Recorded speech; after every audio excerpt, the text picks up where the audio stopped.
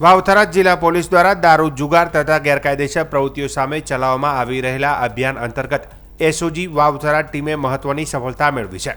Tharad police station વિસ્તારના જાણદી ગામની સીમ Bharatmala service road પરથી સ્કોર્પિયો ગાડીમાંથી ભારતીય બનાવટનો વિદેશી દારૂ ઝડપી પાડવામાં આવ્યો છે। ચિરાગ કોરડિયા પોલીસ મહાનિરીક્ષક સરહદી રેન્જ કચ્છ ભુજ તથા ચિંતન તેરૈયા પોલીસ અધિક્ષક વાવ-થરાદ જિલ્લા દ્વારા દારૂ અને જુગારના ગુનાઓને શોધી કાઢવામાં આવેલી સૂચનાઓના અનુસંધાને આ કાર્યવાહી હાથ ધરવામાં આવી હતી। એસઓજી વાવ-થરાદના પોલીસ ઇન્સ્પેક્ટર એજી રબારીના માર્ગદર્શન હેઠળ SOG police staff Tharad police station વિસ્તારમાં વાહન ચેકિંગ કરી રહ્યો હતો। તે દરમિયાન સાચોર તરફથી આવતી સ્કોર્પિયો ગાડી નંબર GJ09 BD 1360 ને રોકી તપાસ કરતા ગાડીમાંથી વિદેશી દારૂની બોટલ નંગ 1416 કિંમત રૂપિયા 2,89,248 ગેરકાયદેસર રીતે કોઈપણ પાસ પરમિટ વિના પરિવહન કરવામાં આવતી હોવાનું બહાર આવ્યું હતું। પોલીસે દારૂ ભરેલી સ્કોર્પિયો ગાડી કિંમત રૂપિયા